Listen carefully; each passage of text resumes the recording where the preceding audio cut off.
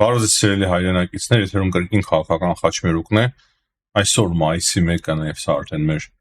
թվով երկրորդ հաղորդումն է օրվա մեջ։ Այս հաղորդման ընթացքում խոսելու ենք Հայաստանում, Հայաստանի շուրջ եւ ոչ միայն Հայաստանի շուրջ տեղի ունեցող կարևոր իրադարձություններից։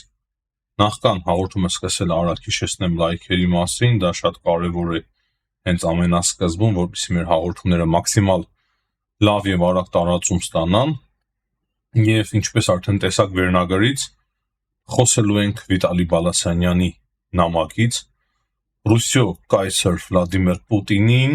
որով որ փաստացի Բալասանյանը օգնության է կանչում Վլադիմիր Պուտինին, որպեսզի Վլադիմիր Պուտինը ամեն ինչ անի, որպեսզի Արցախահայությունը հետ վերադառնա Արցախ։ Եվ այդ նամակը կապված է Երկրորդ համաշխարհային պատերազմի հետ։ Շնորհավորում են Վլադիմիր Պուտինին եւ այդ համատեքստում է ընդհանուր առմամբ գրել այդ նամակը։ Ես երբ որ տեսա այդ նամակը, շատ վատ, շատ դառը զգացմունք ապրեցի, քանի որ այդ նամակը ուղղված է այն մարդուն,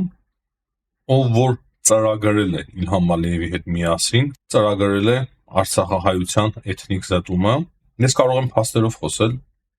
չնայած այդպիսի մարդիկ չեն տեսնի փաստեր, ես համոզված եմ, որ նման մարդկանց եւ մասսաների համար փաստերով խոսելը ոչ մի նշանակություն չունի։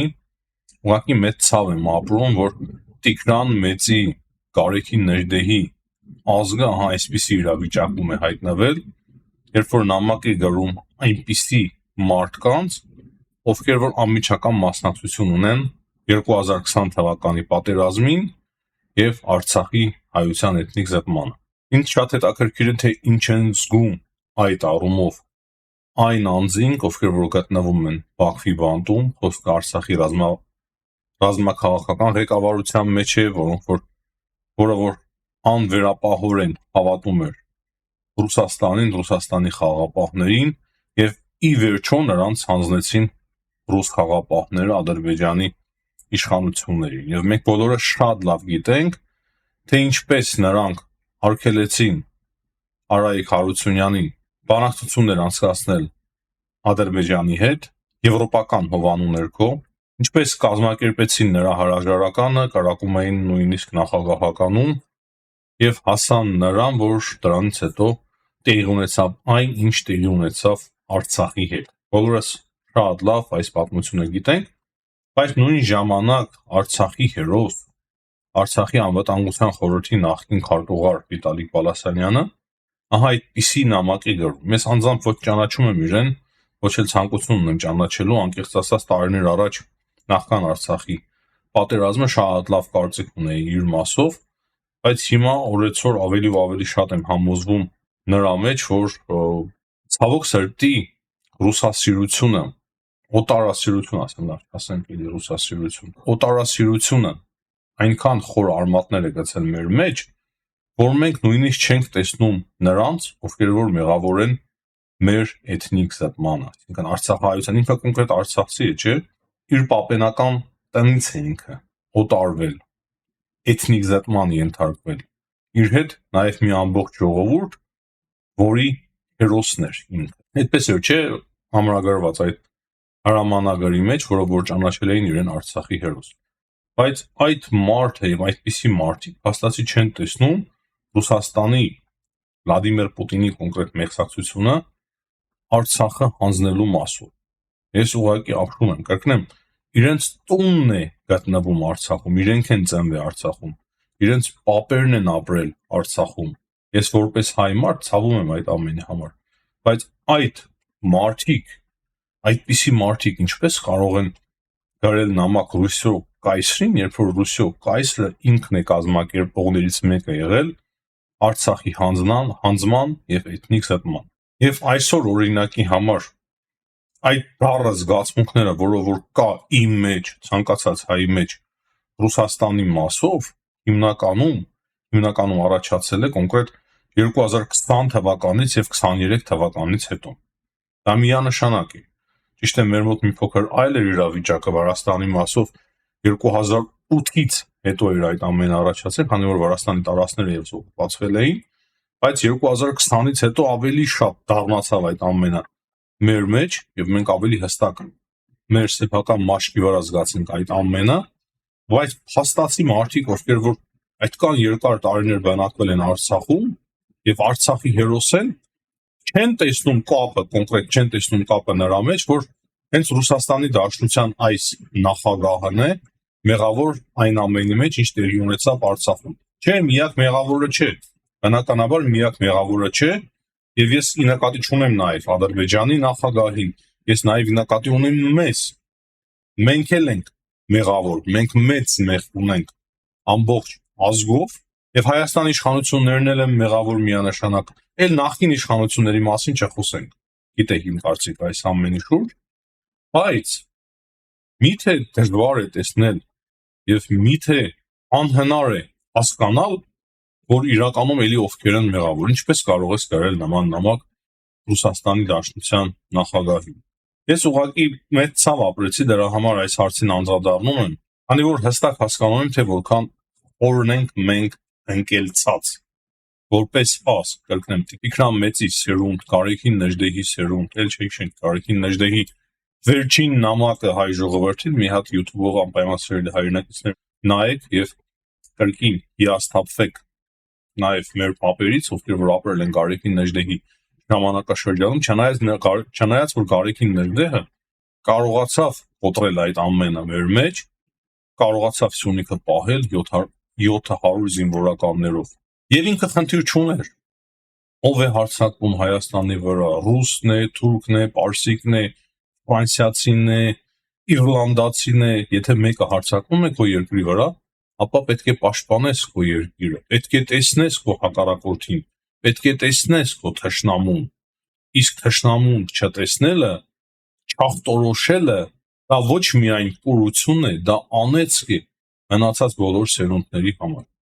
անեծք է, ես կոնկրետ ժողովրդի դեմ թշնամանք չեմ տարածում, դուք շատ լավ տեսնում եք, թե որքան ես հավասարակշռված եմ խոսում նաև Ռուսաստանի մասին, բայց կան կոնկրետ անձինք, ովքեր որ կազմակերպել են 2020 թվականի պատերազմը ընդդեմ Արցախի ժողովրդի, ընդդեմ հայ ժողովրդի, եւ այդ անձանց ես չեմ պատրաստվում ներել, ու մնաց այդ անձանց մենք նամակ գրենք, դա նման է նրան, որ ոչխարները գայլերին նամակ գրեն, որ իրենց կան պահապան դառնան, եւ պատահական չէր նաեւ ոչխարի օրինակ գրելը, մարդը իրոք տարբերվում է անասունից հիշողությունով, բայց երբեմն երբ որ հիշողության կորուստ ենք ունենում, մենք արդեն սկսում ենք նմանվել անասունների։ Դուք գիտեք նաև սիրելի հայրենակիցներ, որ այս բամբասանք չեմ սիրում, մեր եթերներից հեռու են բամբասանքները, բայց մեծ ցավ եմ ապրում, երբ որ նման բաների եմ ականատես լինում։ Եթե այդ նամակը էլ ինչ որ միտեղ ուղղված լիներ Ֆրանսիայի նախագահ Էմանուել Մակրոնին, էլ ինչ որ միտեղ կհասկանայի, քանի որ այդ մարդը իրոք անկեղծ ցանկանում է, որ Արցախահայությունը վերադառնա Արցախ, կցանկանար եւ մասամբ նաեւ ցանկանում է, համոզված եմ։ Չնայած որ նայել չի կարող այսօր ոչինչ անել եւ այն ժամանակ եւս չէր կարող, որպեսզի դիկտատուրը տեղի չունենար կամ հիմա էլ չի կարող ոչինչ անել, որպեսզի Արցախահայությունը վերադառնա իր հայրենիք։ Ամենայն դեպս այս պահի դրությամբ այդպես է։ Եվ նույնիսկ Մակրոնին նամակ գրել, ով որ մեղք չունի Արցախահայության էթնիկ զտման գործի մեջ, դա ևս է սխալ եմ համարում, բայց ում մնաց Վլադիմիր Պուտինին նամակ գրել։ Լավ, ինչ որ է անցնենք մնացած հարցերին, այսօր Ադրբեջանը հերթական ապատեգատվությունն է տարածել, թե իբր Արցախի տարածքում իր վերահսկողության տակ գտնվող տարածքում հայտնաբերել է ինչ որ գերեզման, որտեղ որ մասսայական թաղումներ են եղել, եւ այս ամենը եւս երևի թե փորձում են կրկին ամբողջ աշխարհի մոլորության մեջ գցել եւ կրկին փորձելու են հայերին մեղադրել ինչ-որ էթնիկ զտումների մեջ, այս մասով եւս մենք պետք է չափազանց զգուշ լինենք։ Նման բաները արվում են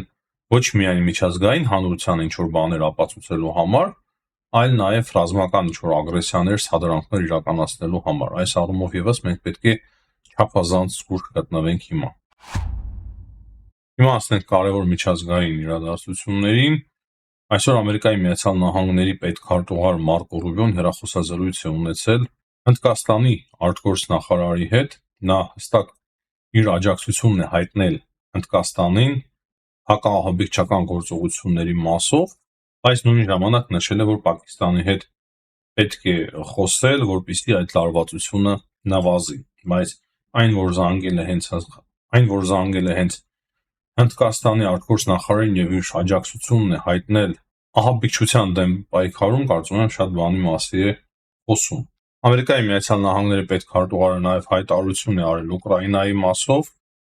եւ ասել է, որ այդ միներալների շուրջ համաձայնությունը շատ կարևոր քայլ է պատերազմի դադարեցման առումով։ Ոչ միայն Մարկո Ռուբիոն է խոսել այս մասին, այլ նաև Սպիտակ տունն է հայտարարություն տարածել այդ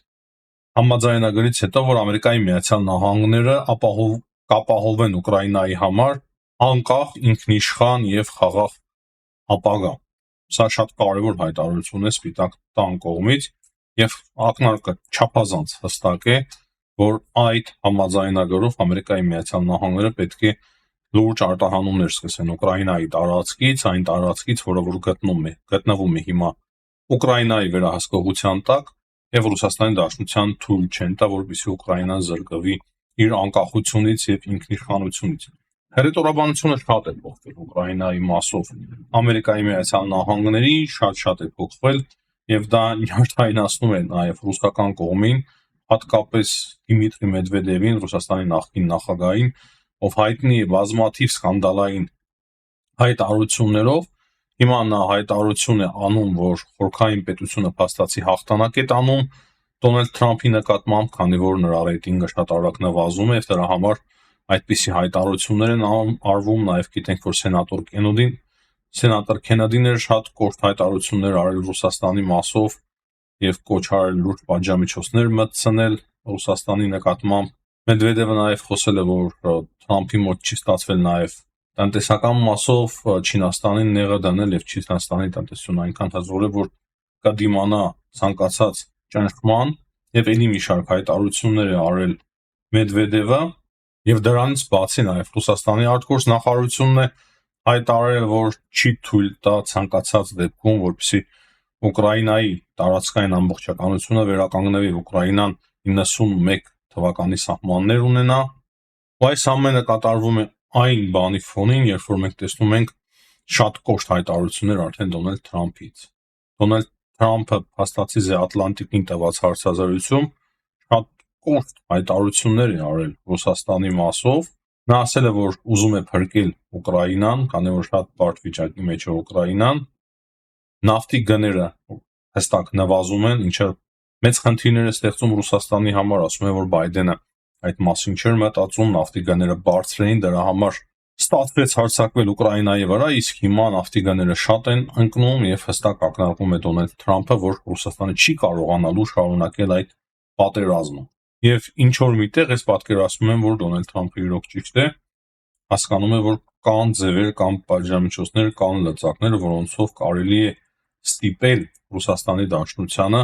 գնալ զիջումներ։ Իսկ մենք տեսնում ենք, որ վերջին շրջանում Ռուսաստանի Դաշնության հետ գրեթե փակուղի են մտել բանակցությունները, լրիվ փակուղի չեն մտել, կարծես թե մեկ շաբաթ էլ տևրել է Ռուսաստանի Դաշնությանը լավ մտածելու եւ արդեն Վիտկոֆի նկատմամբ եւս դժգոհությունները հասունանում են Ամերիկայի Միացյալ Նահանգներում, այդ բիզնեսմեն բանագնացի մասով, ով որ Պուտինի հետ շատ լավ հարաբերություններ էր ձևավորել, գնում էր Ռուսաստան, հանդիպում էր, շատերն էին քննադատում նրան պրո-ռուսական դիրքորոշում ունենալու մեջ, եւ հիմա արդեն ավելի բաց են շատերը քննարկում Վիտկոֆին, այսինքն Վիտկոֆի բանակցությունները մեծ հաշվով կարծես թե արդյունք չեն տվել, նաեւ կարծես թե նորմալ արդյունք չեն տվել դրանք Իրանի հետ բանակցությունների մասով Ամերիկայի Միացյալ Նահանգները լուրջ զիջումների է գնում, բայց հələ որ Իրանի հետ եւս պայմանավորվածություններ չկան։ Հնարավոր է արդեն մենք տեսնենք շուտով, որ Վիտկոֆի փոխարեն ուրիշ մեկն է սկսելու բանակցել Ռուսաստանի Դաշնության հետ, ինչպես նաեւ Թեհրանի հետ։ Դա շատ կարեւոր է, որ մենք հիմա տեսնենք, այսինքն այդ ազդակները արդեն իսկ կան եւ կարծում եմ նման բան կարող է մոտ ապագայում տեղի ունենալ։ Հիմնականում սա է, սիրելի հայրենակիցներ, նաեւ միջազգային կարևոր իրադարձությունները սրանք են։ Լարվածությունը իրոք շատ բարձր է Ուկրաինայի շուրջ, այսինքն ոչ թե մնում է լարվածությունը բարձր, այլ հիմա